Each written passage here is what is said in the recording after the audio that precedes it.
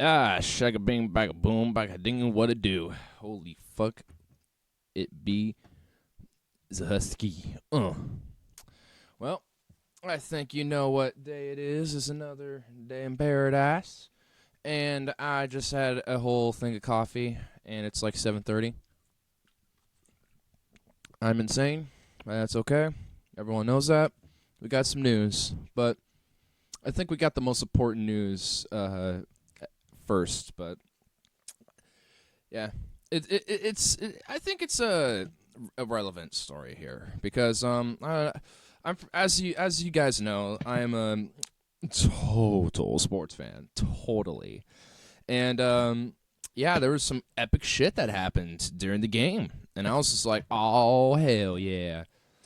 And I couldn't help but share the news with you guys. I just couldn't help but share the news with you. So, here we go, everybody. Are you ready? Are you ready? Are you ready for the greatest, sports story I've ever seen in my life? Boom. Black football cat. Yeah, I legit could not give a shit about sports. But honestly, this cat was awesome. I don't know if anyone pays attention to sports, but there's a Dallas Giants game going on, Cowboys and shit. The only reason why I was initially saw this, I was watching the game when it happened. The only reason why I was because my family are a bunch of Cowboys fans. So that's the reason why I was kind of watching. But then this kitty came out of nowhere, and I was like, oh my god, this is like the greatest thing that ever, because let's be real, the football's fucking boring, man. Like when a cat has to make everything awesome. Look at this kitty. Look at the little kitty. Look at it go. He's bolting. Oh, he's running down. He's running. He's going. He's gonna make a touchdown. Hold on. Watching. Oh. Is this going to be bad for the Cowboys? And touchdown. Touchdown, kitty. Boom. And off it goes. Ladies and gentlemen, Felix. Aw. I love the cat. And apparently, I guess due to this article, is still on the loose after invading officials.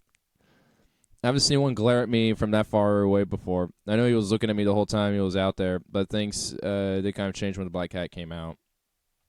What? No, it didn't. Not really. Let's just be real. Football sucks. There was a time where it actually was pretty interesting, and it can be interesting from time to time, but oh my god. Let's be honest. No one's watching because of the game. They're just kind of watching just to hope that their team wins and just move on to the next thing. You know? A cat, made this game. The only reason why this game is even relevant to people's eyes is literally because of this fucking cat. It's just because of the cat. There's no reason why anyone would be, talking about this game or for whatever reason for nothing. It'll be like, oh, yeah, Dallas won, blah, blah, blah. Just move on with your life. Wait, did they win? I don't even care. Again, because I don't care. I just thought the kitty was awesome. They still haven't found it.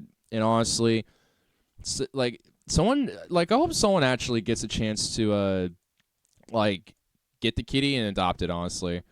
It's an awesome kitty. Look at this kitty. Awesome kitty. I'm being highly distracted by a fucking cat. Anyway, I just thought I'd share the news. But we got some more, of course, as you know.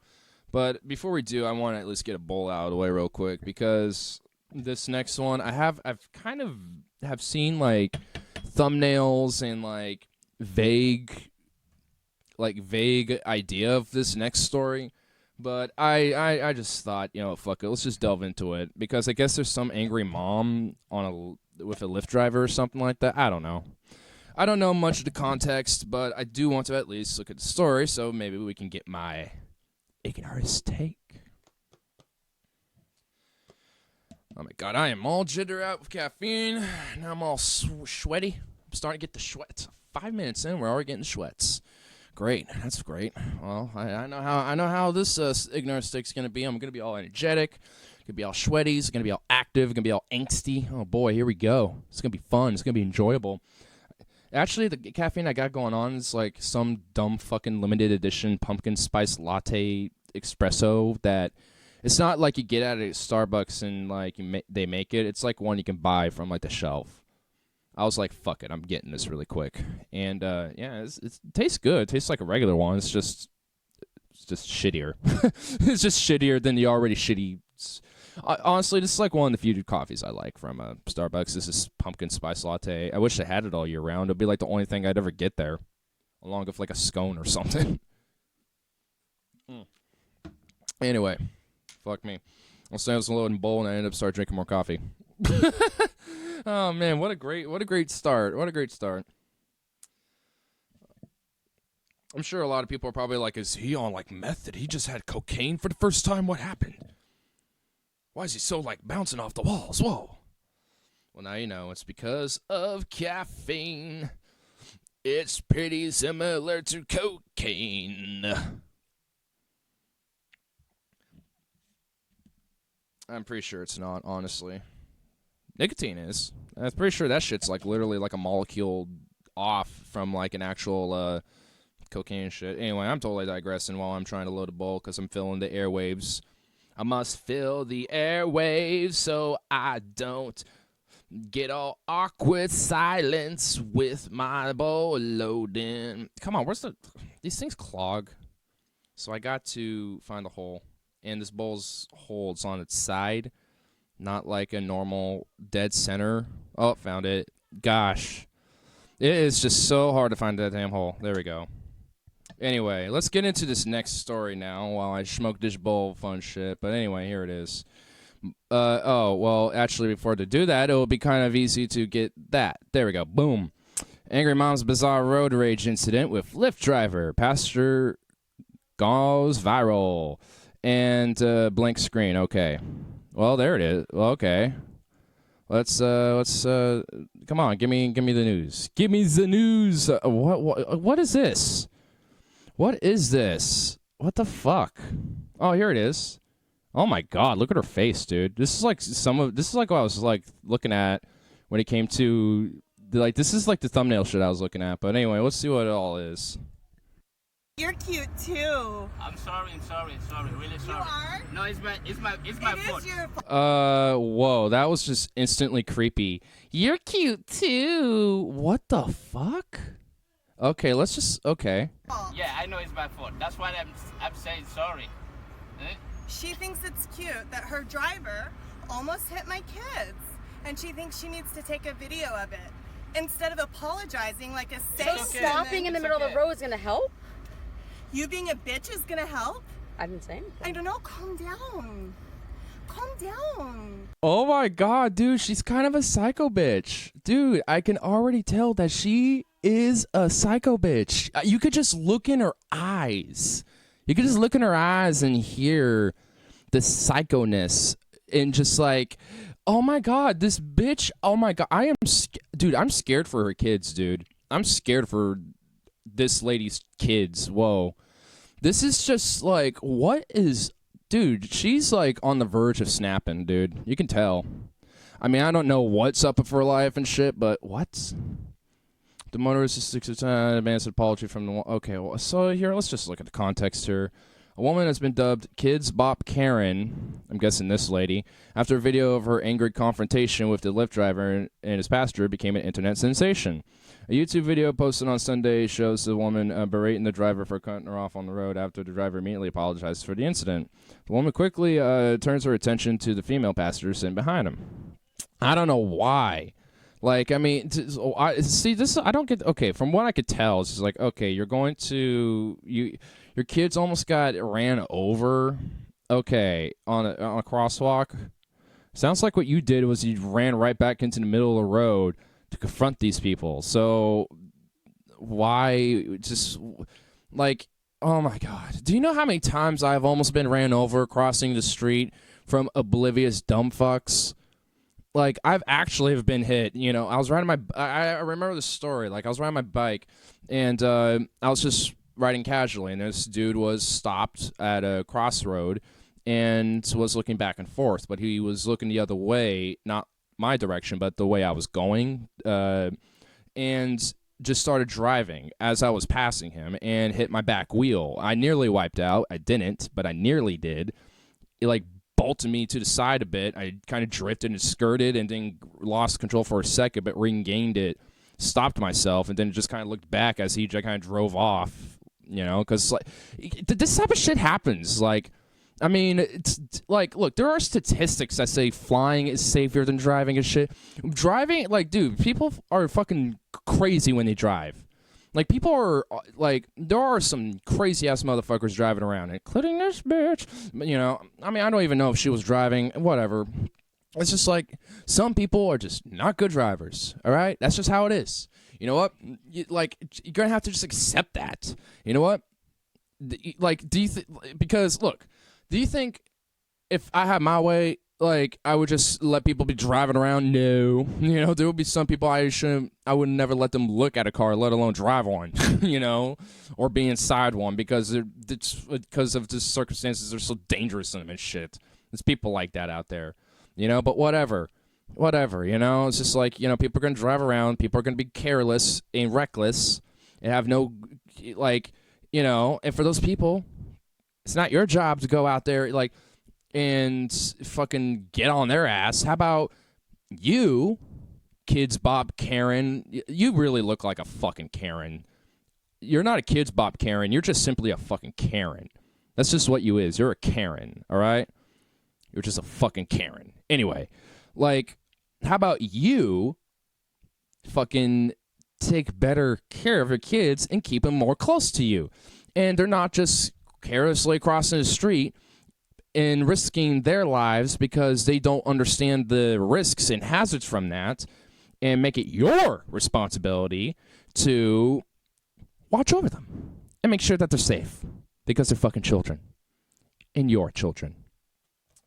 All right, I don't know. I guess we could watch the rest of this just to see the memes, you know, so whatever.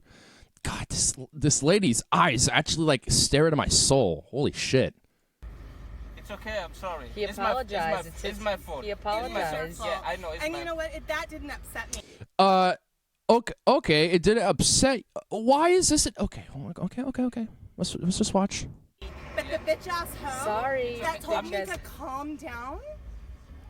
What I'd like you to do. Oh my god, dude! Dude, I am actually a little kind of uncomfortable.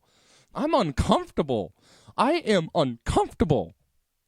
Oh man, oh man, like, I'm actually, like, looking at this Destiny thumbnail here. I'm trying to, like, have his energy harnessed into me because, oh god, I need like something to just help me combat that. Oh my god. And also, what a good old, you know, I hate being a Puritan about language and shit and cursing, but you're the parents, right? And aren't parents always butthurt about, you know, their kids hearing swear words and shit?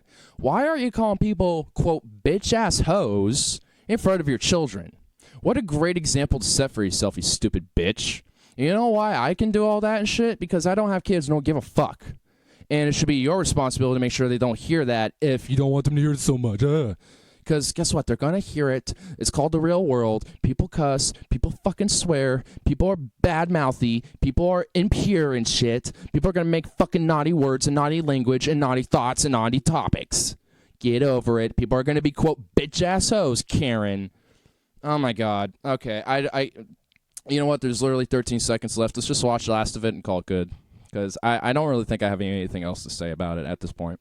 Apologize instead of being a bitch. You're calling me sorry, but you're calling me a bitch. So Oh, set sorry. an example. I'm sorry. I can't. Dude, I just can't. Whatever. Fuck everybody in that story. Fuck everyone in this. Fuck the Uber driver for being a reckless, or Lyft driver for being reckless. Fuck the lady for instigating this psycho bitch, and fuck this bitch for being a psycho bitch. So fuck everybody in this story. My God. Ugh. I haven't even loaded my bowl yet. That just got me angry more than anything. Jeez. Like, it just, ugh. God. That one just annoyed me. Jeez. God, okay. I can't stop smiling because Destiny with these meme glasses here do kind of make me laugh. They kind of have been keeping a smile on my face this entire time. I can't, like, that's the only thing I've been staring at. Either that or Manson right here, because I can't stare at this bitch's face. Like, holy shit, I can't stare at her. She's fucking creepy. She stares into my soul. If I had one. If I did. But she stares into the chasm that once was, but never will be a soul. She stares into that chasm in my body. That's where she stares into, and I do not like it. Anyway, and speaking of which, I'm going to at least let you all not have to worry about her, and I'm getting her off my screen as well. What the fuck was I just looking at? What the hell? Was that all the way down? Oh, never mind. Damn, this is just a regular page. All right, well, I guess I only had one news story. Actually, you know what? Here's another one. You know what? Here's a random little side story. It's not really that important, but I was hearing it earlier, so I thought it'd be kind of interesting. 1 million cannibal ants found trapped in Soviet-era bunker used to store nuclear weapons. We're fucking done, guys. We're done. The cannibal ants have been unleashed. And those are not it. Those are just a colony of fire ants. But, but it sounds like something out of a 1950s B movie, but alas, it is very much real. When reality is starting to sound like a 1950s schlock B movie film, reality is broken to the seams. We have broke as a society. But yeah, so I was hearing this earlier, and I actually know some of the context of it already. So basically, there's a colony of ants that happen to be above this fucking nuclear bunker, munitions bunker. It's on top of this whole complex, and a part of it is like the silo and shit and some other bunkers, whatever. And then there's a munitions bunker, and it happened to be on top of that. And a bunch of ants fell from that colony into this bunker and were trapped in there, basically. So, yeah, that was pretty much how they got there. There's no light, heat, food, none of that for these ants. So eventually another colony kind of arose from that and eventually grew. And the only explanation as to how it's growing and to how they're sustaining themselves is they're cannibalizing their dead worker ants and the dead ants and any other organic material they probably have found in there, which is probably just ants. So it's actually, I mean, overall, it's actually kind of cool, but what the fuck? Why can't we just keep them in there? Like, why do we have to unleash them? Like, okay, look, think about this, and here's why. Think about this. If bugs, like ants, and like, if they were just slightly reprogrammed to have their sole purpose to just, like, destroy all humans, like, humans would be fucked within, like, months. I wouldn't even give it a year, months, bro. If just ants alone.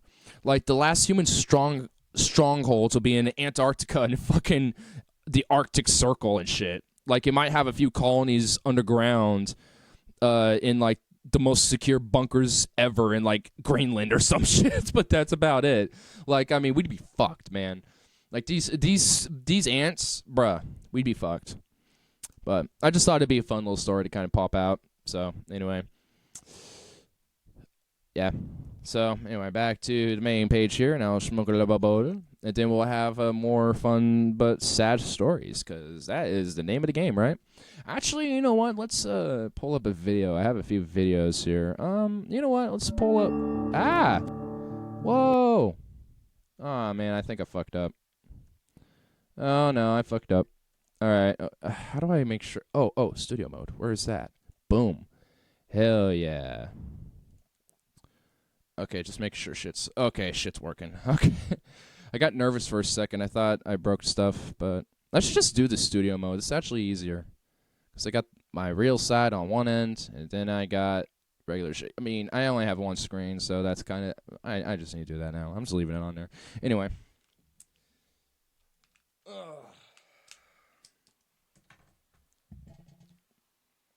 Wow, only 20 minutes? Man, we're fucking hauling ass.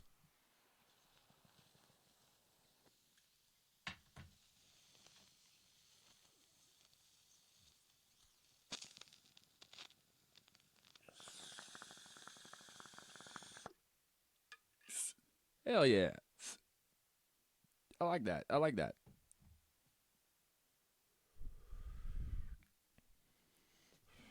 Anyway, let's keep the roll going.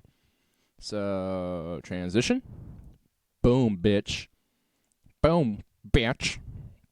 Anyway, I remembered with Tyler, we kind of like had a whole IGNARIST take, kind of delving into Derek Jensen's philosophy. And since he has his own YouTube channel, honestly, I'm going to kind of start doing this every now and then. Like, whenever I see a video that I find kind of, at least the title intrigues me, I'm going to just respond to it and just kind of talk about it.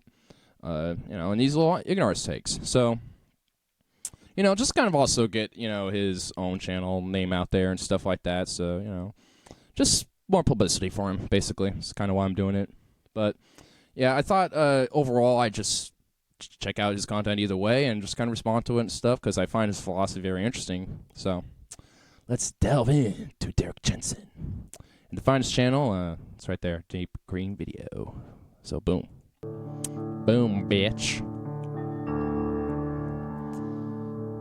Derek Jensen, oh yeah. Certain studies based on animal behavior, spiders, have shown that beyond a certain degree of stress due to a change in the environment, here the temperature, these living creatures whose way of life was based on cooperation become individualistic and aggressive toward each other. I think this is pretty obvious, and... Okay, so I haven't watched this yet, and hold up, what? I need to go back on that one for a second, because, again, I haven't watched this yet. Like, to kind of keep my take pretty much kind of fresh, I suppose, fresh off the press take.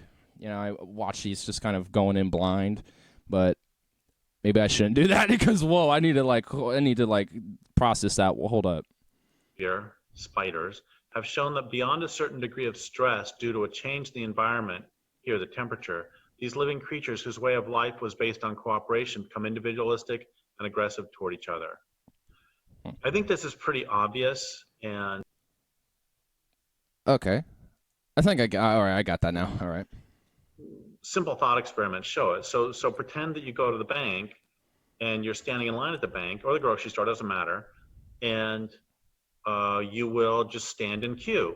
Everything's fine. But pretend instead that there is a run on the bank and there's only so much cash, or a run on the grocery store and there's only so much food, and only the first 4 people will get theirs. All of a sudden, you're not standing in queue anymore. Everybody is rushing to the front, trying to push their way forward. This is pretty standard. Actually, there's there's a recent story. There's actually a story that relates to this pretty damn well. I just had it on a totally different screen than I mean to. Whatever. But so there's the whole Popeyes like chicken shit or whatever the fuck, where it's like, hey, like we have a chicken that's came back, and like, literally there are lines. Like, hold on, let me try to find some of this shit. Like, hold up, let me try to like find some random video or something of this. Because this it really like shows his point actually. Chicken sandwich. Oh my god! Like the first result is just a recipe. It's like whatever. All right.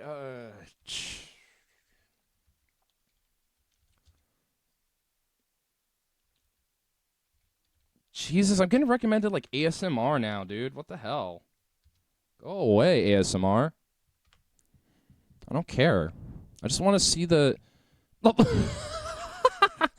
Oh wow, dude. Wow, okay. To enforce the point even further. Now to Maryland.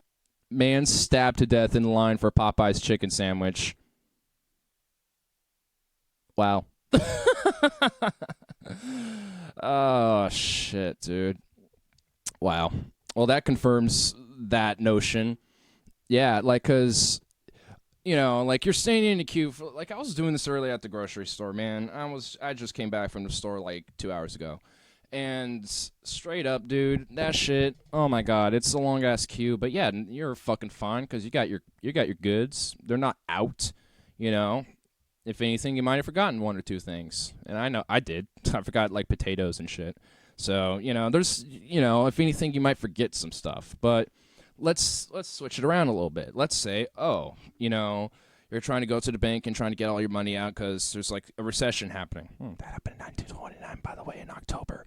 And, you know, and you have to try to get all the money out, but there's not that much money left in the bank. They are very limited on their funds, and only a certain amount of people will be able to get all their money out. And let's think about the grocery stores. You know, like, oh, there's not enough food getting into these stores, so now they're running out of stock. Well, look at just a fast food chain that brings back one of their food products, a simple fucking chicken sandwich, a literal simple chicken sandwich, and it's in a very limited edition, and then some motherfucker gets stabbed to death in line for this damn sandwich. And you want to know what's just on it? It's just basically just a chicken breast with fucking breading, which, granted, is probably seasoned pretty damn good, with some pickles and, like, a paprika, like, Cajun-style, like, mayo sauce on, like, just a brioche bun. That's it. It's just a simple, basic, bland-ass fucking sandwich. And you know what? It's good. That'd be good. I haven't had it, but I know it's good because I've had sandwiches like that. I made them myself before, like that. I don't have to, like... I don't have to just fucking, you know, get this dumb, absurd sandwich to go, you know, at Popeyes to get the experience of a chicken sandwich. Oh my God. It's like, I mean, like in modern society these days, we just like, we take things way so much for granted. And you might be like, nah, what do you mean? Nah, man, I don't take it for granted. I understand, you know, that, like, if I didn't have my phones, things probably did this, that, and it's like, nah. I take it for granted. I understand that I take the shit that I am, you know, I surround myself with smartphones, you know, Xboxes, you know, with the Xbox and shit, with the easy access of information where I can do shit like this. You know, I take this stuff hella granted, for sure, easily, because I'm just like, oh, what do I do today? Oh, let's do IGNARIST day. You know, and it's just a non-thought at that point. But what if the very next day or within the hour, gone, just like that? Oh, there will be chaos in the fucking streets, let me tell you what. Oh, there will be for me. I know it. Oh, my God, if, like, there was, like, some EMP that took out, like, the internet, technology, like, we just basically went back to like a industrialist-esque like dark age, like fuck, I guarantee you it would be even more dystopian to some extent, because now there will be chaos to try to quell that, to keep the status quo. There'd be martial law and suppression. Like, it'd be insane. It'd be fucking insane. And you know, so to go back for Derek Jensen's point of like this whole, I guess when he's come for the individualist aspect of self-sustaining, instead of working more of a cooperative sense, like when shit hits the fan, we're going to be thinking way more about ourselves and how to sustain ourselves. In the case of like, I'm going to need to get my shit and make sure I can sustain. When we're so used to an environment that we're just going to be naturally all right in, then, oh, well, when shit hits the fan, then we are going to be in serious aggressive to make sure that we far more aggressive towards others, far more distrustful, so we can make sure that we can keep our resources and make sure that we can stay sustained. So that's kind of the point that he's trying to make. I think this first example with spiders was probably a really terrible one, which, again, is why I think doing these type of videos is kind of interesting because, you know, like, I can still get his point. It's just that sometimes I have to really think about his initial example to really understand his more broader sense, because spiders are very individualistic. They're not very collective-minded at all. So, I mean, I thought that was just I feel like a wolf would probably be a far more better example, because you can see some of that some of this type of behavior within wolf packs. Because let's say there's a winter where, well, especially these days with people hunting deer and elk and shit as well. You know, there might be a time where wolf packs in certain regions suddenly have a drop in hunting for deer and shit. And in order to sustain the whole packs, they're going to make sure that the weaklings don't get the food and shit, so they can just cut them off, and, you know, they become lone wolves and die off alone and shit. You know, so you see these type of things. And if there's a very big abundance, then they're going to feast like a buffet. You know, so you see a lot of these things, you know, in natural environments where when the environment suddenly becomes drastic and scarce, and these individualistic species need to find ways to sustain themselves, they'll do any fucking means to do so. I mean, humans are far more sophisticated with doing these type of things. And honestly, we're in a time where we shouldn't have to worry about these type of things. But yet, you know, here we are. That when you stress people, they respond differently. This is one reason, by the way, Yep. that all of our studies, I mean all of our studies of non-human behavior, are almost worthless, because at this point, non-humans have been made refugees in their own land, and they're so totally stressed that whatever behavior they manifest now means almost nothing about how they would behave under normal non-stress circumstances. My only thing about that is probably just the wording of refugees of their own land when it comes to non-human life or just other animals, basically. And I think this is where people kind of will probably be deterred from his philosophy because of just the way he uses his rhetoric specifically, I would say. But it's overall his premise I still agree with, because you gotta imagine for deer populations, I think is probably the best example. You know, humans to a lot of variables do control, you know, deer populations to some extent, and has stress on other life and on deers themselves.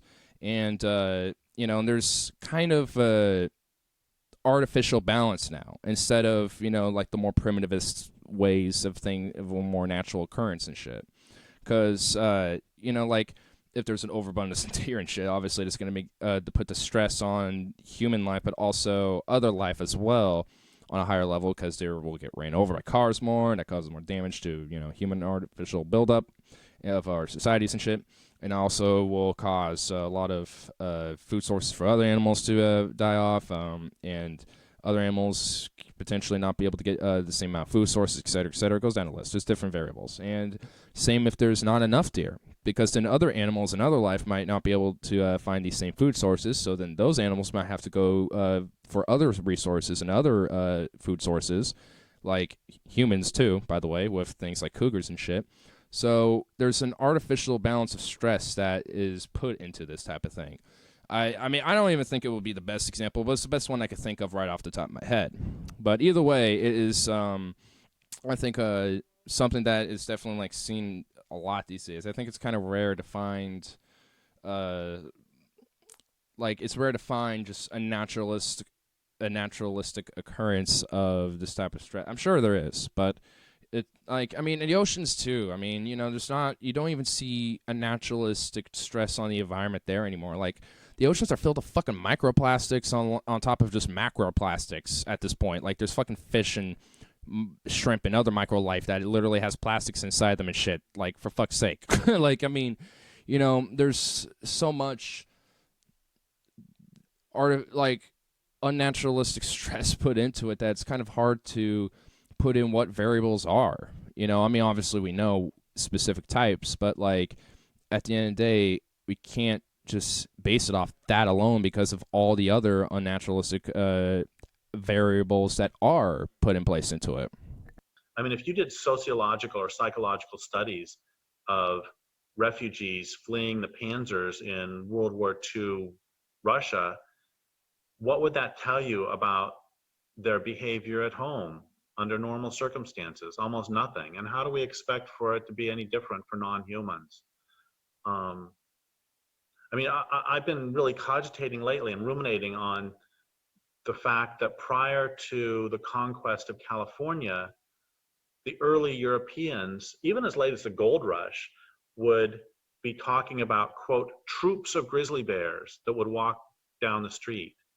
And grizzly bears bears in general are for the most part solitary animals. And does this mean, since there were multiple accounts of troops of grizzly bears, does this mean that when in pre-stress conditions that they were social animals? I'm not suggesting this. I don't know. And the point is, none of us will ever know, because we don't live in a world where any non-humans are non-stressed. Yeah, I mean, it's overall, I tend to agree. I mean, like, when it comes to like bears these days, especially with like grizzlies shit, it's like really, really hard to kind of tell like were they that same type of social behavior, as well. I would tend to say they probably were. Like if we were, colonizing these places in California shit during the gold rush, and then just hanging out enough time, we just see troops of bears just kind of just chilling, just kind of hanging out, big old packs of bears just crossing your town, just hanging out. Like, I mean, I would assume that that's probably just a part of their natural behavior. It's just that we happen to be in the middle of it, But I don't know. I mean, it comes into a lot of different variables, really. Because, I mean, when you're just building like a town in a gold rush and shit, yeah, bears are probably not going to think that much of aggressiveness because it's not that big of a added stress to their environment. But of course, now you got like fucking Los Angeles there, and San Francisco, Sacramento, and Detroit, and all these other fucking not Detroit. Why did I fucking say Detroit? San Diego, and all these different fucking cities on the West Coast now, in small towns scattered throughout. So they are, so they have to be a lot more scarce and can't be so populated with each other as much and not as social. So, I mean, I don't think, overall, I think he's advocating to actually try to necessarily full out a solution or like figure out a solution for us, because I don't think there is. I think it's just a natural part of just the social evolutionary behavior of life on this planet. I think it's just how it happens, because I think technology is also a part of evolution. So I would say that it's just that other life's evolution is not tied with technology like we are.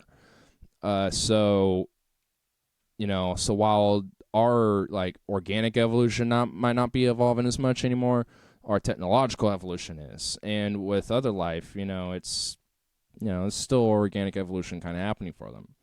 So I think overall it's just a natural, at the end of the day, to some extent, it is just a naturalistic evolution of life to some extent. It's just that there's some of it, mainly just humans, that are sentient enough to be aware of what the fuck we're doing, that we should be able to understand that we should evolve with, our environment, not just ourselves, in this type of sense, and we're not. And there's actually another story right after this one. It's kind of why I put this one up first before the other stories, because this one actually kind of tied in a little bit to this next one. It also lives in the same state, lives in California, this Derek Jensen boy. So yes, and how this applies to humans is, I remember reading something by John Livingston many years ago in which, he was talking about how violent humans are to each other, and he said he actually thinks humans are fairly nonviolent to each other, fairly restrained, all things considered. He said if you pack any other mammal in as tight as you pack humans in New York City, there would be blood flowing in the streets every night.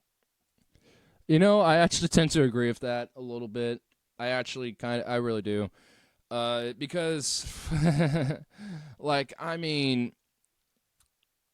seen dogs at the dog park that will, like, hang out and shit for a second, but then, like, one random dog that just was not meant to be there will just suddenly get, like, attacked or will attack the other ones.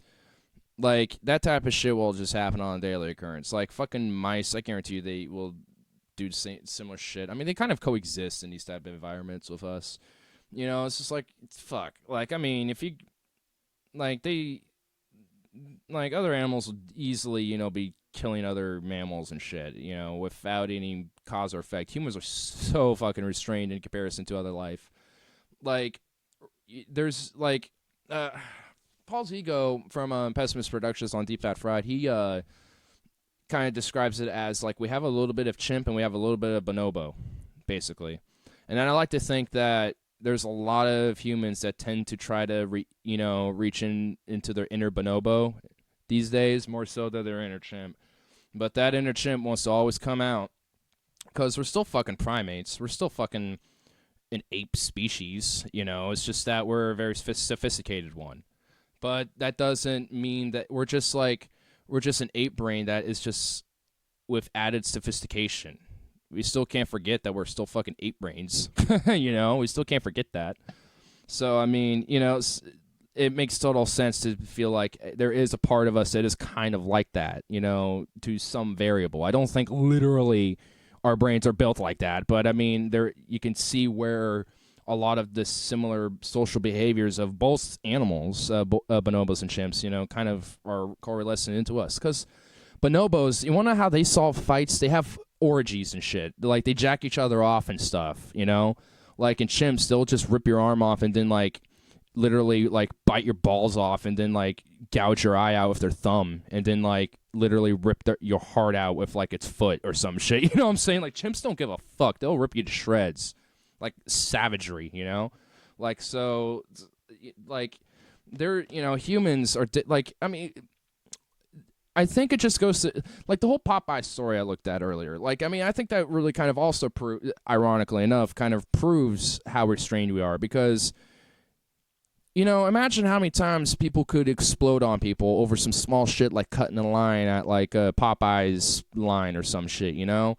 Or being an aggressive driver and someone blows up on that guy and wrecks him and then, you know, smashes his window and tries to kick his face in and then, like, throw with the broken glass or some shit. I don't know. Like, I mean, like, humans are capable of doing some serious violent shit on the fly at any moment, you know?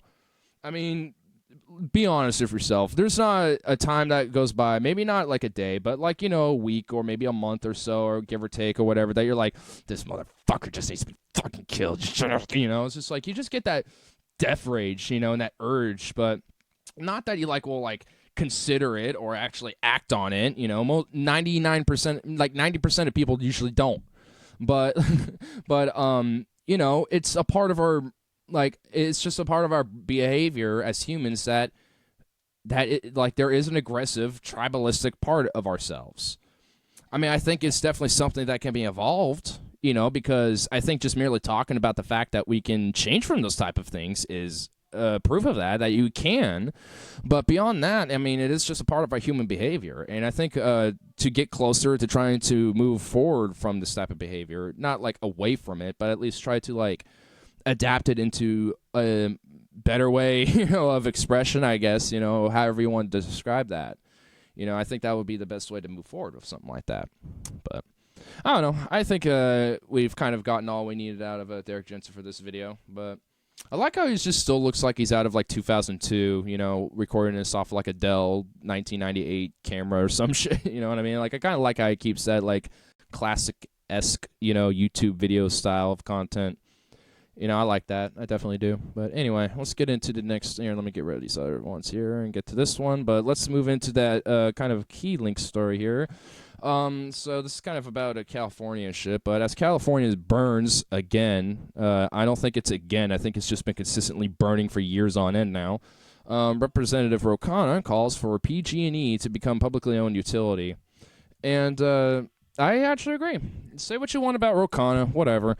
I agree with this. I think when it comes to our energy grids, our telecoms industry, it all should be publicized and a public utility as just a basic necessity for people to own and for people to have.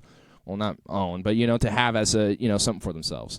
Because we're at a time in human evolutionary like scale where we shouldn't have to fucking worry about, oh, you know, we can't have, again, because, you know, this is me taking it for granted, you know, just like I was talking about earlier with our technology and shit.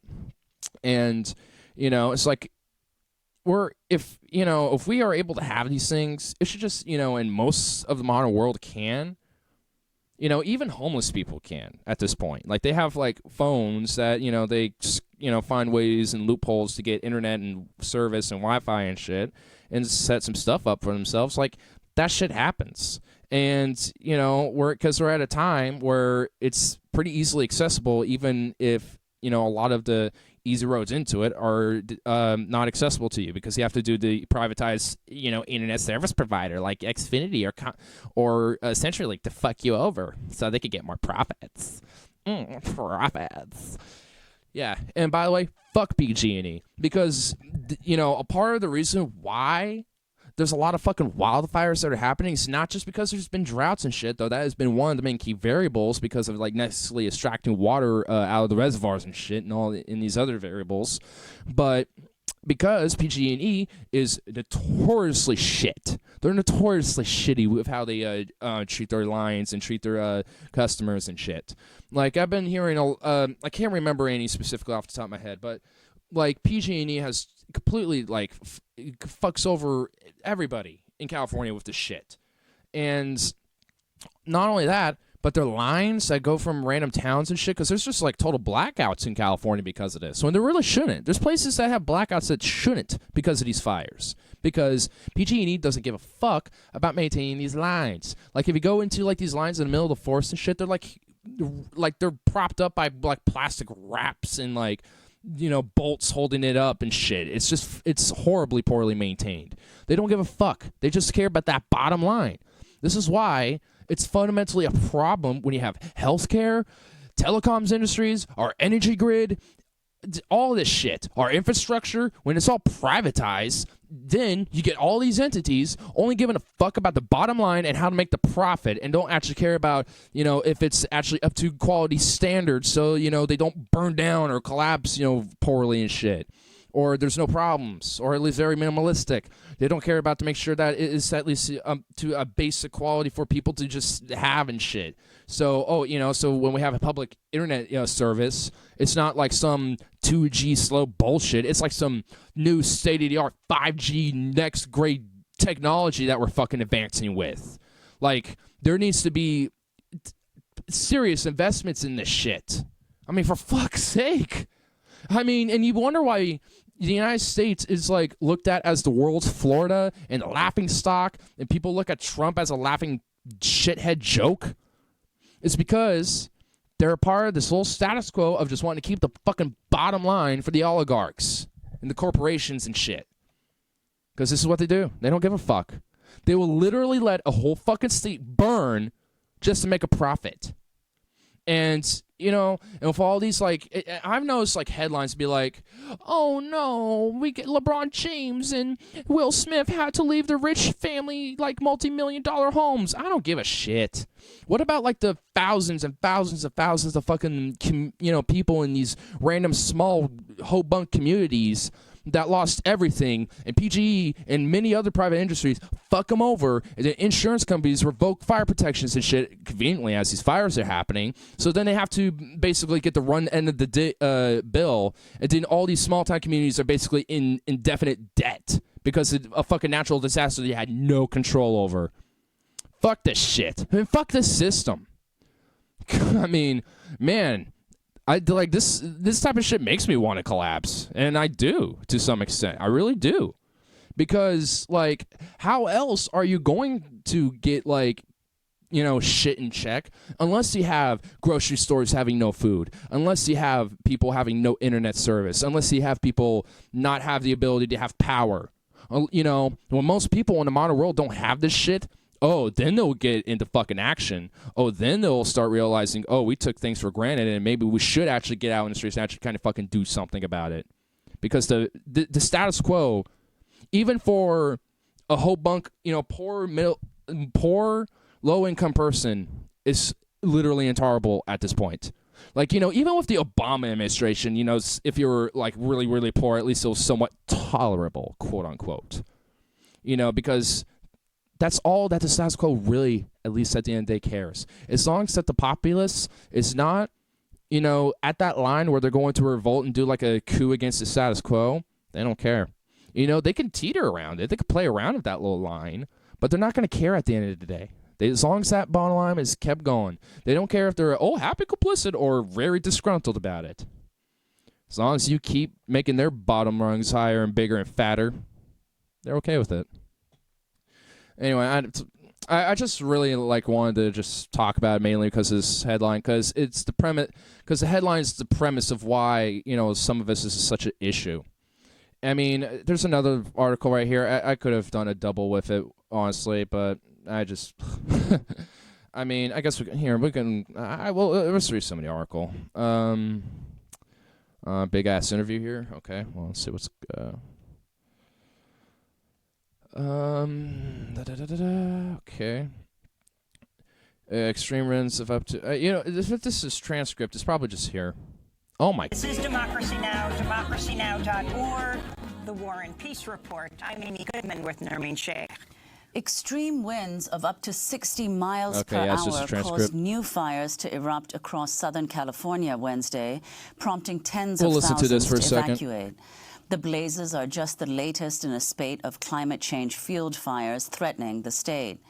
In Ventura County, north of Los Angeles, the so-called Easy Fire came nearly to the doorstep of the Ronald Reagan Presidential Jesus, Library man, look at that. as hundreds of firefighters worked to control the blaze. This is a homeowner in the area. I've lived in California all my life here in Southern California, and we've always encountered the Santa Ana winds and the fires, but not to this extent. So in the last 5 years, it's been a little bit different, and like I said, it's a game changer for us all. It's the new normal. So, he's a homeowner, says been there all his life, right? Well, these type of fires, now look, are wildfires and natural forest fires unnatural? No, they are very well natural. They happen. The problem is, and this is the problem with these fires in California, is the fact that there's a lot of artificial man-made problems that have been induced because of this fucking issue. And like he said, they have getting worse and worse and worse, and especially in the last 5 years have been fucking goddamn unbearable practically. And I don't even know why this guy would still be here, honestly. Like I would have just dipped it the fuck out after like the second year of like the severity of it. News of the latest evacuations Look at came this. after the Look at that. Can't even see it. What the fuck is down there, man? National Weather Service Burnt in Los crisp. Angeles issued an Probably extreme barbecued red flag chipmunks warning and shit. You know what I'm for saying? Southern California for the first Fucking time barbecued bunnies and chipmunks that are all like crisp little black charcoal balls. in its history. Fires in California are typical at this time of year, but the length and severity I like this guy. He's like, yeah, you guys got a bigger one. I got one right here, man. You know, we just got to do our part. He's just like, yeah, it is what it is, I suppose. He's just like another day in California. Oh, my God, dude. Oh, man, he just, like, shrugged it off like whatever. It's like, yep, another day in California. You're going to the source. I'm getting a little parent root that's trying to spout here, man. Just doing what I can. It's like, oh, my God, dude. Oh, wow. What a fucking literal hell that people in California have to live right now. the state's fire season has grown due to climate change. Jeez, look at that. Evacuations have been lifted for the Getty fire, which erupted in one of Los Angeles' most opulent neighborhoods on Monday. In Northern California, firefighters have finally beat back the Sonoma County Kincaid fire that had forced nearly 200,000 people to flee their homes over the weekend. Firefighters wild reaching horses. 45% Well, they're not containment wild, of what but had they're been kind the of running most free threatening now. fire in California. Nearly all evacuees in the region have now been allowed to return to their homes. This comes as the public utility giant Pacific Gas... Let's dig a dirt hole. Let's dig a hole to stop this fire. Like, what the fuck? Why do they have Okay, I'm sure there's a reason why they have shovels, but what? Why? Like, come on. Man. California's just so fucked. Like, you know, I obviously don't know, like, the best way to try to solve it besides just put the fucker out and just invest in as much public programs and works to rebuild California, you know? There's not much to it besides that. What else can you do, you know? But, fuck. Anyway, you know what? Before we, I'm going to go back here real quick. I have another climate-based article, but I think I'll save it for a second. I kind of want to delve into some other shit and kind of get my mind off California. So we got some videos, and then we got one more article. So we're making some good time. We're not even an hour in yet. Hell yeah, we're making some time. I should drink caffeine more often doing these. I just kind of pop them out and just, boom, shoot them out. Blah. But I'm going to grind some more weed so I can smoke some more. Okay, where's the rest? Oh, there it is. The rest of my grind. Boom. But, man, like, California, dude, like, I don't, you know, it's just, I just don't know what to say about it anymore at this point. Like, like these fucking corporations that have fucked California so much seriously need to be held accountable. And that includes politicians that lobby in their favor and just continue to just make California just a more corporate-y, shitty hellhole that's corrupt, you know? I mean, all of like, you know, I mean, it's not just fucking California that's just a corrupt shithole either.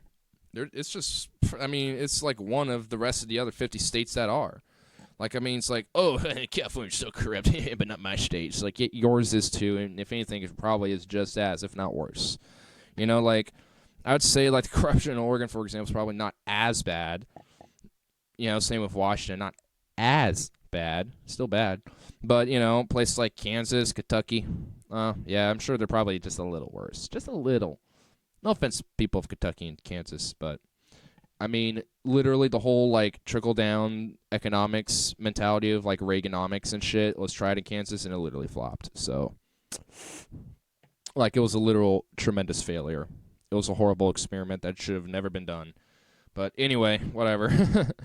I mean, like many experiments of political systems, they don't always work. I mean, honestly, I don't think there is, like, utmost, like, pure correct way to fucking do a political system, because every single one's gonna have issues. I mean, you know, it's just trying to keep them as minimalized as possible and having, like, you know, fail safes, you know, for these type of things, et cetera, et cetera. You know, it's just weeding out the complex bullshit. Anyway, let me get to one of these videos here while I'm grinding this. Which one should Nancy Pelosi. Shut up, Kyle Kalinske. I don't need your take. I just need the videos that you have. So, boom, because I don't want to dig to find the original sources. So I'm just using Kyle as my, like, little middleman. Thank you, Kyle Kalinske. Besides, he needs a shout out too. You know, I got to get all these random obscure political dudes and people, philosophers, and all that shit, you know. Got to get the obscure guys out there that people don't really know much about, you know what I'm saying? Boom. Got some bitches grounded down. I just realized that Bear, one of my little dogs, was just, like, sleeping on my bed this entire time. Hi, buddy. Oh, he's just out, dude. He's just, if I had a camera, I'd show you guys, because he's just out. He's just, yeah, he's knocked out for the count. Is he even alive? I'm just wanted, like, I wanted to, like touch him and be like, are you alive, dude? But nah, he's breathing. He's breathing. He's just out. He's just sleeping hard.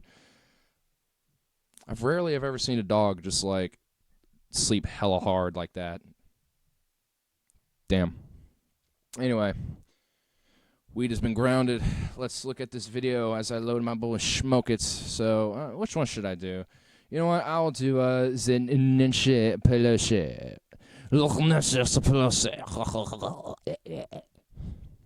Because we all know that is a very, very, very great video to watch, right? We get to watch some Nancy Pelosi. We get to look at we get to look at Pelosi. Delicious. Tremendous, believe me. Anyway. Also, vagina. Okay, anyway. It just was there, so I had to mention it. Go, don't you? God, I hate looking at her, man. What did the world do to deserve her? Jeez, like, what did the world do to deserve this?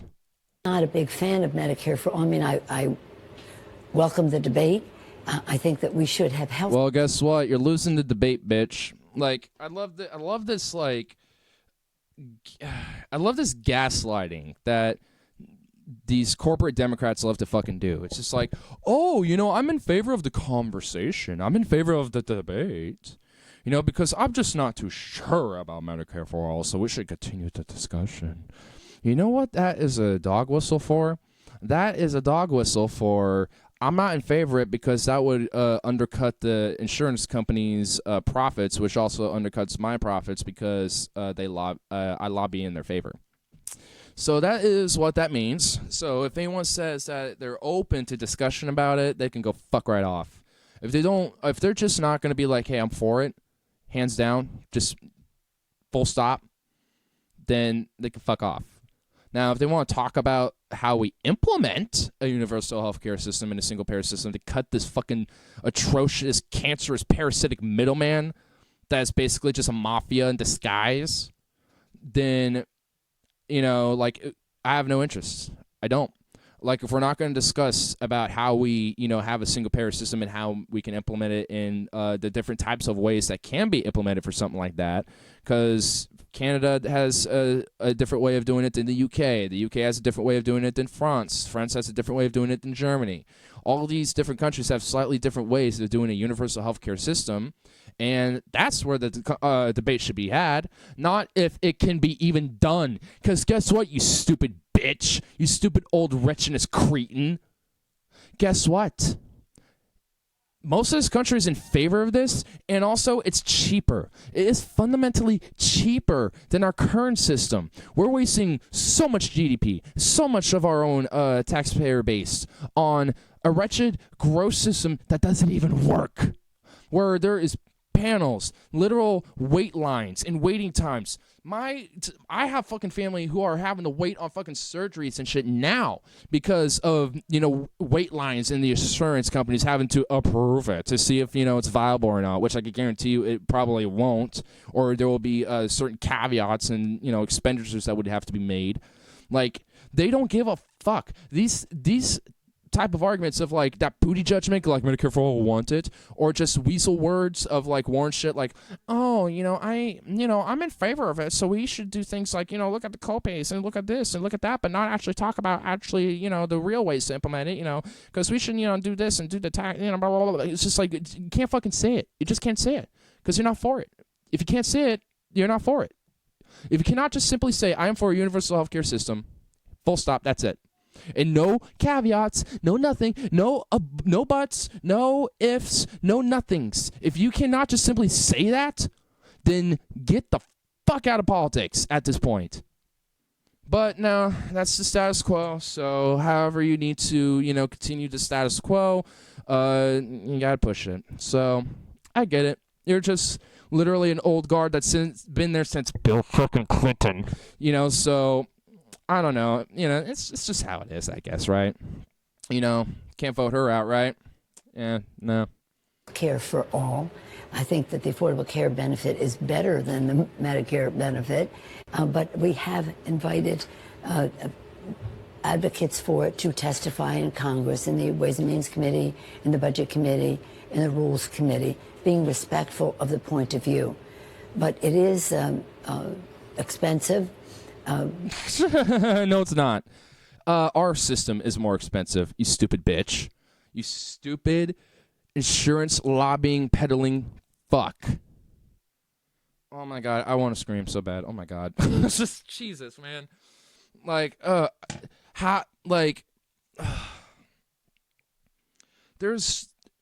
This is just cognitive dissonance, but it's just on purpose. I guarantee you she knows she's full of shit. I guarantee you she knows she's full of shit. I mean, these fucking insurance guys, they all know they're full of shit. They know this. They just want the bottom line. That's all they want. Because they know they're full of shit. They don't give a fuck if their arguments make no sense. How are you going to pay for it? Oh, the wait lines, this and that. More expensive. They don't care that those arguments make no fucking sense. They're gonna push it all they want because they know some blind average bloke who's too worried about if they could pay their next bill, ain't gonna worry about the ins and outs of quirks and tweaks and shit. They just want to figure out if they can even get better or not and get in a better position for themselves. They're not gonna give a fuck about the details. I don't give a shit about all these details. I just want shit to be better. Fuck. I look into these details because they matter. And, average blokes should. Because they do matter. It matters that that 45-some thousand people every year on average die because they don't have access or a lack thereof of access to to basic health care.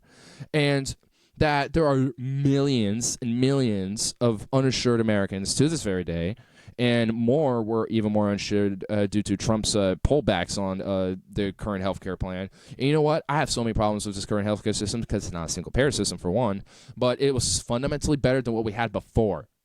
You know what? I'm done with these little stepping stone, policies being pushed. I'm done. I'm done with that.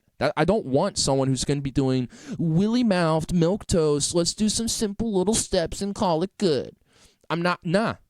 It's just because there's a certain rationale with the status quo. It's like, you know what? We do need radical change. We do need a more populist type of message, saying what most people fucking want. And when they want higher wages, higher living wages, a universal healthcare system, and just an overall better state of life, and decriminalization and legalization of marijuana, and at least decriminalization of all drugs to some extent is now being argued and discussed on the main to some people in some places regionally. There's multiple different issues that most Americans, on a broad sense, whether they're left, right, apolitical, whatever the fuck, all agree with. And this is just the truth, honestly. And only one, and this is why I support him, who's actually, at least to some extent, given that much of a fuck, is Bernie. And the reason why he might not even make it, and this is why I don't bet all my chips that he will make it, is because of the system that this wretched bitch right there on screen supports. And people wonder why there's no fucking change. Because, well, status quo makes it that way. It's to make sure that things go according to their plan to keep it all in their bottom pockets. Make sure it's all nice and filled. Oh, God, what a wretched bitch. I hate looking at her. I'm not going to look. We're just going to be down here. We'll play more of her lies and bullshit, but... Who pays is very important. Okay, hold on. What's with all this Ben Shapiro shit down here? Ben Shapiro. I got 3 Ben Shapiro's videos here. What the fuck? I mean, I've seen all of them. They're all really good, but, what's with all these Ben Shapiro videos that keep getting recommended again? I've seen those, 2 years ago. This one's 2 years ago. Anyway, whatever. The benefits that come in there. So I would think that hopefully, as we emerge into the election year, the mantra will be more health care for all Americans. Because there is... Then why aren't you in favor of it? See, this is the whole fucking deflecting bullshit. It's the bait and switch. And she's just being more dumb with it because she's part of the older system. But there are other candidates out there that are a lot more elaborate on how they do the bait and switch. They might say initially, Obama was for a public option and then he watered it down to a Romney Care-style universal mandate. Obama's position was a compromise position. His bait and switch was even more bluntly, open in people's faces. But he was just enough open change and ran on it enough to where people bought it. And I'm not going to buy it again. I don't care if it's Warren. I don't care if it's Tulsi or whoever else. I don't trust you like I do Bernie, and it ain't going to be no one else but him. And if it ain't him, then fuck off. I'm done. No. Just no. Say I have too high of standards. Good. I'm going to double down with that. I'm owning that. Yeah, I do have high standards because we should have high standards in a fucking shit fuck system that fucks you over in the ass with no lube. Actually, the lube is Tabasco sauce mixed in with ghost pepper extract. So, take it, bitch. No. I'm going to have some high standards. You know what I'm saying? Fuck me, man. I'm done with these, milquetoast bullshitters. And people who, look, not even to just rag on Warren more and shit, because I pretty much have done these, every IGNARIST take at this point. But, she used to be a Republican. She wasn't even for a lot of the issues that Bernie was consistent on for so long. And now she's suddenly in favor for after all these years and shit. And over time has slowly but surely kind of worked her way into it. I mean, she still says she's a capitalist to her bones. Well, guess what? I'm not. That's, that might be a good argument to 65% of some Americans, but there's at least a 45% chunk of us, including me, that don't sit well. And you know what? Most of them are probably on the left. You know, and I guarantee you there's a lot of people on the right that are post-capitalist or at least, you know, to some extent not in favor of capitalism, at least to the way it is now, you know, and I tend to agree. You know what? You know, just because 65% of people are okay with that, I'm fine, whatever. It's like your opinion, bro. You know, like, so what? Like, I mean, you know, I'm willing to admit there are aspects of capitalism that are good. So whatever, you know? Like, I think in my post-capitalist system, I definitely would have, you know, variables of a capitalist system that would be in place into that type of thing. It would just be systemically a little differently run and shit. You know, it's called just being, like, intellectually honest. I don't know. Like, fuck. Like, you know, these whole idea of like, oh, you know, like the whole, you know, it should, you know, we should fight for those type of things to fucking do it. At least be principled in it. You know, if you're gonna be principled in these issues, do it. Like, you know what? At least I can respect Warren for at least being principled that she said she's capitalist to her bones. Because yeah, I mean, you are. Unless it shows me for who you are, at least, and knows where at the end of the day where your heart stands. And it's for a capitalist for-profit system at the end of the day. And I'm against that. So that's just my little side rant about fucking Warren, whatever. But anyway, it's just a whole rant about these just corporate Democrats. I said I was going to look at her face. God damn it. Whatever. You want to look at another corporate Dem? Here, let's look at Joe Manchin. Oh, jeez. We can't even see him. Ugh. It just looks so faded. It looks like a smudge on the screen, dude. A smudge with, like, little pencil dots in a line. Oh, God. Is he even human? Sweet Jesus. For president, and it's him versus Donald Trump. Who do you vote for? So his question was, if it's Bernie or Trump, who would you vote for? That's the question to Joe Manchin. Well, it wouldn't be Bernie. It wouldn't be Bernie. Oh, my God. It wouldn't be Bernie.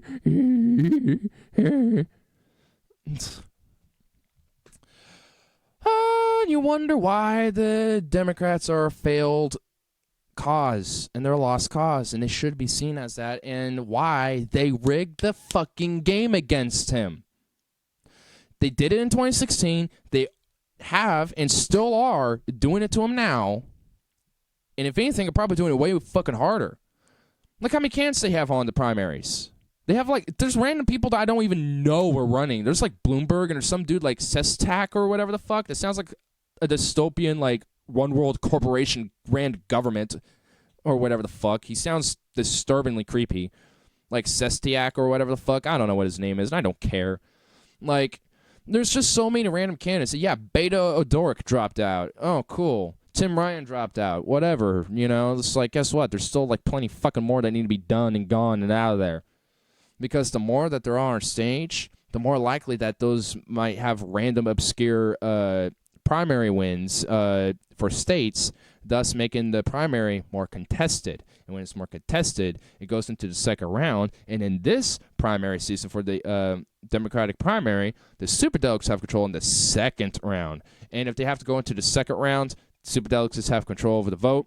And guess what happens? They're going to anoint whoever the establishment and the status quo desires. And let's be honest, it's likely Warren. Because she dips her foot perfectly into both puddles. She does the progressive rhetoric really good, and she also toes that corporate line real good. Because you can do that real good when you say things, I would like to make a spirited defense of Joe Manchin. Really now, huh? I think I put it in a comment in this video. Yeah. Elizabeth Warren made a spirited defense of this fucker. Yeah. Actually, I wasn't the only one. See, someone else commented here. Where else? Right here. I'm just going to like every time I see it. So, like, there. I liked it. There. Yeah, like, dude, so many people. I wonder if Warren will make a spirited defense of this one. Oof. Shots fired. Yeah, Hey, Elizabeth Warren, are you going to make it a spirited defense? Are you going to make it spirited defense? I'm so curious. I would be totally curious if you'll make it a spirited defense of Joe Manchin now. Oh, you little fucking snake. God. Anyway, there's more of this video, because credit to Cavuto, I think. Is this that guy? Cavuto? I don't know.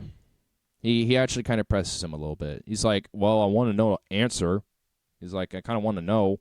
Right, so it would be the president, unless you leave it blank. I like how he's just like dumbfounded, like, what? Look at him. He's just like, oh, what? Huh? Huh?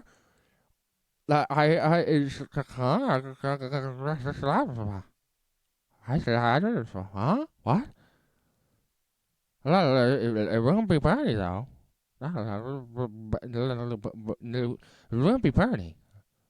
It wouldn't be Bernie. I don't know. It wouldn't be Bernie. Would it be Donald Trump? Let's just say I'm going to make decisions based on what's best for my country and my state. Best for your country, replace that for your corporate donors, and best for your state for the fossil fuel industries and the coal mining industry that plague your fucking state with black lung and an opioid crisis. You corrupt, worthless shit fuck. Fuck you. Oh my God, man. God,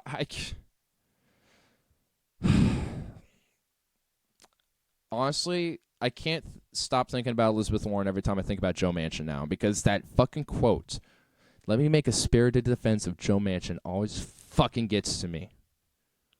You call yourself a progressive, but you want to defend this Republican wolf motherfucker. He's with a bunch of pussy-ass sheep Democrats. He's got a cloak of sheep over himself. He's really just a Republican wolf, just ripping them up to shreds and continuing the status line for everybody else. And then all those sheeps just kind of fall in line because they got an alpha wolf leading them all. Well, I won't say Joe Manchin's the alpha wolf, but he's one of them. He's one of those wolves that lead this fucking corporatist line. I mean, he's one of these old dogs. He literally is basically a Republican with just a D in his name. And I don't care if it's like, oh, but he's in a state that requires him to be more moderate. Fuck that. Bernie is popular in West Virginia, and you're going to tell me that, oh, it's more conservative, so you need to be moderate and stuff. Okay, that's what needs to happen. You need to have a more moderate position and be more in favor of these more moderate free market ideas and stuff, and be more in favor of the fossil fuel industry. So it's like, fuck you, no, fuck that. Like, when Bernie is able to fucking win over Trump supporters in a West Virginia CNN town hall a couple years back, then you can fucking be, as left as Bernie and fucking make it. Don't give me this line of shit that you need to be some moderate to win over, a bunch of conservatives in some deep South state. You don't. It's called actually listening to what the fuck their problems are and, discussing like, hey, you might agree or disagree, but here, I am going to at least talk about solutions to help make your life a little better. And that's what people want. And that's why even people like Andrew Yang are popular. Because, I just don't think Andrew Yang's going to make it, but I like him. I do. I think he's too libertarian-ish, like the American libertarianism for my taste. But I like him still. I do, I got issues with him with certain ideas, whatever. But I like him because I can at least see that he gives a fuck, because I think that proves my point. I can disagree with a lot more about Andrew Yang with various different issues. I'm very much in favor of UBI, advocating for solutions for automation, which he does, at least to some extent. There's issues that I'm in favor for that he advocates for solutions for. And that's why I like him. And that's why I'm in favor of him to some extent. I don't think he's going to make it to any variable, but he's making some strides this primary season. So, respect to him. So it's like I'm not just gonna gloat over Bernie and shit this entire time. I want to at least give credit where it's due. Same thing with Tulsi for anti-war stances. I don't think she's I mean, I'll be honest, I don't think she's 100% genuine with that. You know, when it comes to regime change wars and stuff like that, I think she means it. But with this whole war on terror and stuff like that, I don't think she is. I think she will continue that type of shit. She just doesn't want to do outright regime change wars that do these endless exploitation wars and stuff. Which, again, I'm still in favor for, but she's just not all the way. And I don't even think Bernie is to some extent, but I would say he's a little bit more further. Because, again, at the end of the day, I think he's the best case scenario, regardless. Cool. And it's like, regardless, like, you know, regardless if I think he will make it or not. Honestly, I don't think he will. Because of this rigged fucking game, because of rigged motherfuckers like Joe fucking Manchin. So, shit. Like, and people wonder why, you know, like, why are people so disenfranchised with the system? Huh? It's just been rigged from the start. Anyway, well, yeah, that's pretty much all that. So, I got that last article, so I'm going to kind of load up a juicy bowl for myself and shit. Well, I already have one loaded, but I'm going to have like another one on the background because this is another rant. And honestly, I feel like this is where I'm going to lose people. So this is why I saved it for last. I don't think I am. I think honestly, you know, I think, you know, I'm hoping at least some people at least see my position on this one because it's on an issue that I've had people fucking argue with me with hard on, and it's on overpopulation. And I think it's a very big fucking problem. But I've had people literally argue that it is actually the antithesis. It's the polar opposite. Actually, we are having the underpopulation issues. Like, you know, birth weights are actually lower than they need to be and stuff like that. And so I've had people literally argue crazy shit against, you know, to just be against this concept. It's just fucking insane. Now, it doesn't mean that, you know, you have to agree or whatever the fuck. But, you know, it's like, I don't care if you disagree, you know, and if you at least come with an argument, I'm respecting that, you know. It's like, hey, come in with an argument. But, I mean,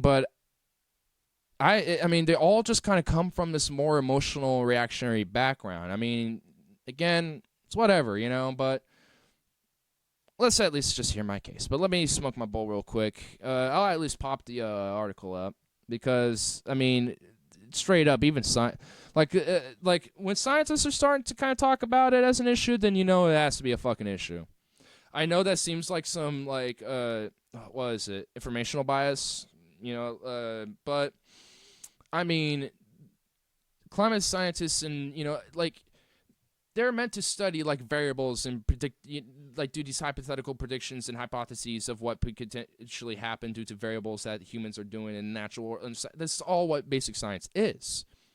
And when there are scientists that are finding conclusions that say, hey, there are, with all the variables taken in with population growth, there is a point where overpopulation is actually being an issue here. So here's our data. So let's look at it. So that's kind of why I pulled the article out, because I know there will probably be some information for us to look at. And, you know, we'll just kind of discuss the overall premise of shit, you know, because I really do think this is a fucking issue, man. I do. Like, I legit, you know, like, I mean, we'll get into it. Let me just smoke my weed here real quick. Let the stoner do his job. Get to the smoking.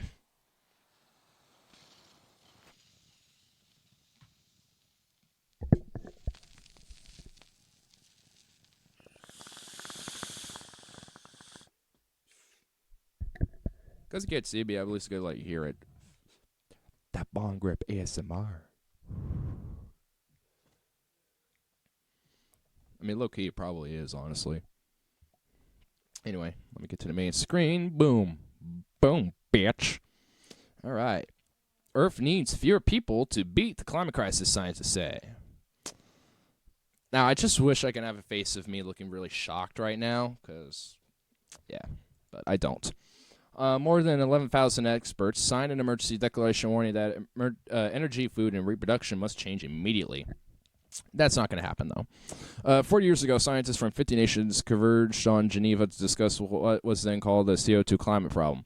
At the time, with reliance on fossil fuels having helped trigger the 1979 oil crisis, it predicted global warming could eventually become a major environmental challenge. Now, here's a counter argument here about climate denialists. It's like, oh, we've been hearing this since the fuck 70s and nothing's happened, blah, blah, blah, blah. The thing is, climate change is long-term. You don't get to really see all the effects directly, initially, like, right off the bat. It's a long-term thing. You might not see it when you're 20, but you might see it when you're 70. The scientists got to work building a strategy on how to attack the problem and laying groundwork for the internet. Okay. Now, 4 decades later, a larger group of scientists is sounding another, more urgent problem. More than 11,000 experts from around the world are calling it a critical addition to the main strategy of dumping fossil fuels for renewable energy. There needs to be far fewer humans on the planet. Yeah. I mean, so far, not too much yet, but but we're going to probably get into all the variables here. What the fuck? But, yeah, like, here's why, there needs to be far fewer humans on this planet. I'll make my case. Because, one, here's just one example. Look at the refugee crisis, right, in Europe. You think it's bad now? Wait until the population start growing even more and more and more and more, and then with climate change, getting it warmer and warmer and warmer and warmer and warmer, and then rise of sea levels make it harder. Rise of sea levels make it so there's less land to be on, basically. Places like New Orleans, Florida, places in the Middle East and shit. Random islands and archipelagos underwater and shit. Like, these type of things will be serious issues. There'll be coastal towns that won't be around anymore and just underwater. And that causes less places for people to live and causes more mass refugee crises. So you think it's bad now? Sonny, wait until like 100 years later, if that. Might even be sooner. And on top of that, you have places that aren't modernized. Let's be honest, mainly Africa, Asia, and or at least some parts of Asia and the Middle East, which is, well, part of Asia, and that just don't have access to contraception, to proper sexual reproduction education, and all that. They don't, and if anything, suppress and oppress those type of ideas and do utter suppression of proper education of these issues. And also, on top of that, some, not just in the Middle East and Africa and shit, but even in the U.S. and other parts in the Western world, there's cultural aspects and variables that tell you that you need to breed and fuck like rabbits and pop out little human larvas like they're like little fucking little Christmas presents and shit you're wrapping up. It's like, oh, wrapped one, boop, out you go. Oh, wrapped another one, boop, out you go. Oop, here's another wrapped one up, boop, out you go. Like, it's not just, placed in the Middle East with like mass civilization. It's like, oh, if you can't, beat them by killing them all, then just outbreed them. It's just like, it's not just Islam that preaches that shit. It's Christianity. It's like various different cultural religious variables. There's just even secular religious variables to it as well. Not secular religious, just secular variables as well to that. And so when you have all of that tied into the fact that we're just fucking and fucking and fucking and making more people, being irresponsible and having like even random little redneck communities who have like 18 little trailer trash children running around in a field just being uneducated, sad little leeches, it's just like, and I don't want that. It's not just because, oh, people are just fucking and having kids. It's not because of that. I don't really care if you want to have a kid. It's just that, I'm just discouraging you, like that's it. It's just like, and you know what? I'd prefer, honestly, if you want a kid, adopt one then. Don't make one. Get one that's already existing. Fuck. Like, I mean, there's, like, actually, like, they're, like, use pretty much anything that is ethically sound under the sun to try to curb overpopulation. And that includes, like, encourage an incentivization for sterilization. Like, I am in favor of that. Like, if we can have, like, oh, we have a program that you can have $10,000 from the government if you sterilize yourself or something like that, or whatever. like, I'm sure, like, even the most poorest motherfucker, redneck, hobunk dude will probably take that, you know, just so they can have that $10,000 to make their trailer shit life into, like, a more comfortable apartment life or something. Like, I mean, shit, like, people will take, you know, I'm not saying that everybody, but that will help contribute to at least combating overpopulation to some variable. And on top of that, at least having some discussions on genetics, too, even with that, which I guess kind of bleeds into the whole eugenics argument. And I'm not for the whole, like, Nazi idea of it, but I'm at least open to the discussion of the concept of it. Because I'm not against the whole concept. But, you know, because mainly of the fact of overpopulation. That's the only reason, really, that I open to the concept. Because it is a fucking issue. I do see it as an issue. And it should be discussed as an issue. And if people disagree, fine. I'm okay with that. Whatever, you know. But at least understand that you can't help but at least see that there is some evidence to show that there is becoming a problem. Whether it be regional, like, oh, yeah, Africa's having that issue, and the Middle East is, but not so much in the U.S. and in Europe because there's not, you know, because, yeah, the birth rates in these places are lower, but if you look at the global average of the birth rates, it's pretty fucking high. And that's what I want down. I'm okay with the fact that there's lower birth rates in the Western world. Why we should have the rest of the world catch up to that. You know, because it should be more stabilized. Because there are too many people. Like, dead ass. Like, the human population needs to be cut down to at least, like, I would say maximum, like, 2 billion. Serious. Because there are so many finite resources and so many, it's so much that, you know, we'll be able to extract over a certain amount of time before there's just none of it and we cannot sustain ourselves. Because if there's one thing that, you know, philosophers like Jensen definitely have fucking ground on, is the fact that our society currently is unsustainable and should be intolerable. Because it's going to be, because before we know it, this house of cards will fucking crumble and it will just collapse and just become just a utter dismay of just chaos and disorder. And and at the end of the day, do we truly want that? While I embrace it, at the end of the day, I don't necessarily want it. I just embrace it because it is going to be a consequence in the fact that when that shit hits the fan, it just will happen. I just want to watch it. I just want to observe it. So, yeah. Let's look at some of the articles, some of what they have to say as well, because, that's just part of my case as to why. But anyway, we declare with more than 11,000 science signatories from around the world clearly and unequivocally that the planet Earth is facing a climate emergency. Obviously, duh. While warnings about the consequences of unchecked climate change have become so commonplace to inure. I'm pretty sure I meant to ensure. The average news consumer, this latest communique is exceptionally significant given the data that accomplishes it. When absorbed in a sequence, the charts lay out a devastating trend for planetary health. From meat consumption, I don't think that's even that. I don't even think that makes the top 20 problems when it comes to that issue of climate change. I don't know why. Greenhouse gas emissions, ice loss, sea level rise, extreme weather events, then lay out a grim portrait of 40 years of squandered opportunities.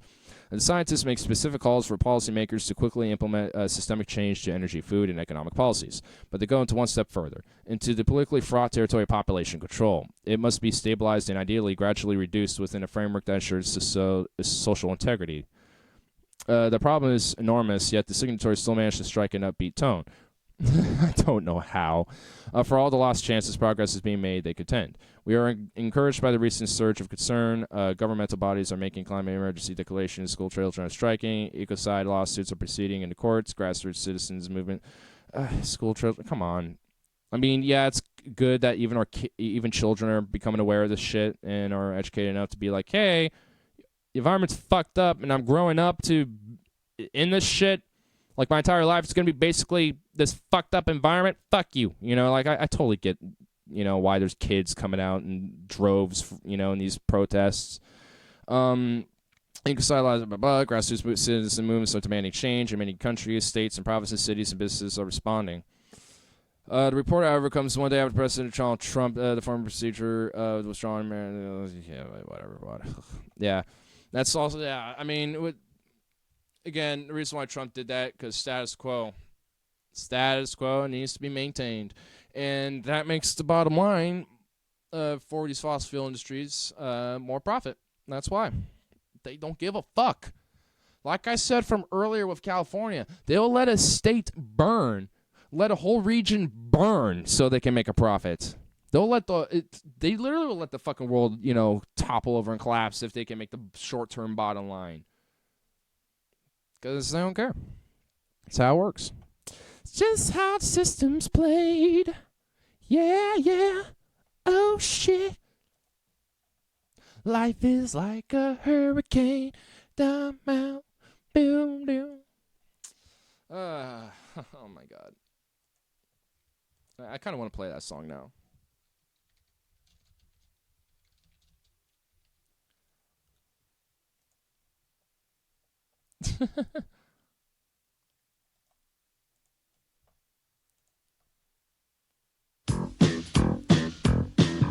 Life is like a hurricane here in Duckburg. Racecars, lasers, aeroplanes. It's a Duckblur. Might solve a mystery or rewrite history. Ducktales, woo. It's been a while since I've heard that. Well, that's what a dystopian, fucking sad, depressing ignorance take today. I mean, we should have ended with that fucking football cat, dude. We should have ended with the field goal cat. Cause oh my God, I could use cat videos now. I don't know about you guys, but cat videos sound pretty nice. 'Cause life is like a hurricane here in Duckburg. I like the funky bass line too. It's just so thick. It's just like I can't even like mimic it. It's just so thick and funky and like I can't mimic it. It's like an unmimical. It's like unmimical.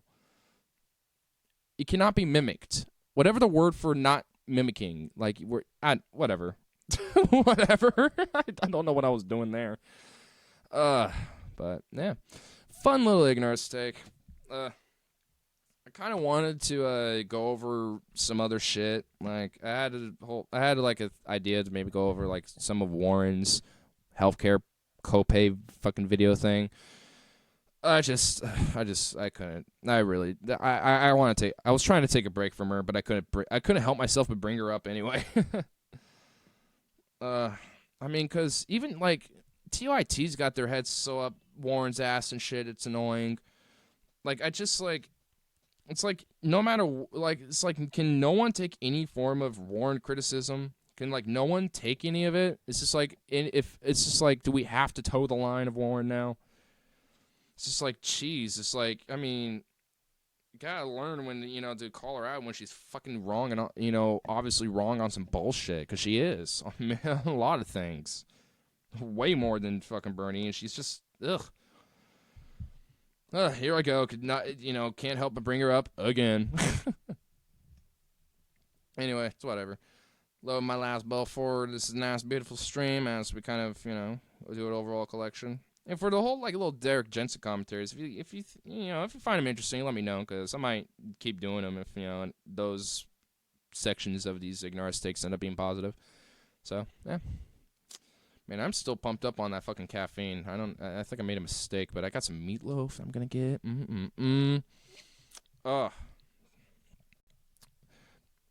I don't know if you noticed earlier, but there's like a mild interruption because food was ready. So I'm gonna probably do a stream and have some meatloaf. Delicious meatloaf. I hate how there's a hole that is on the side of this bowl that is hard to just poke through. It's like, come on, let me just make sure that my bowl don't get clogged out so it's hard to suck through. You got to get that good suction, you know what I'm saying? The suction. I have another coffee in the fridge. I'm tempted to drink that just so I can continue to be all pumped up, but I think I'll be okay. I think I'll be Gucci, you know what I'm saying? Anyway, finable. But I hope you guys enjoyed being depressed, because I definitely did as well.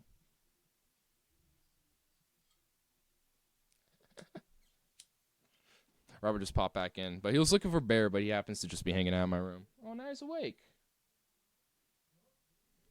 He's just been hanging. I wish I had a camera, because, you know, I'd have him, like, you know, hang out. I would have just had him hanging out on my lap, really, for most of this video.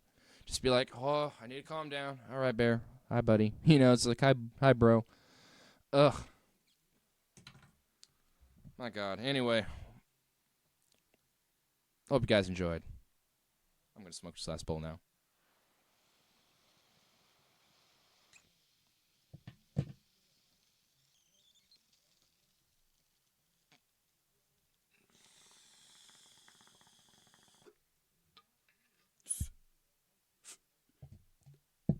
Good old fun times.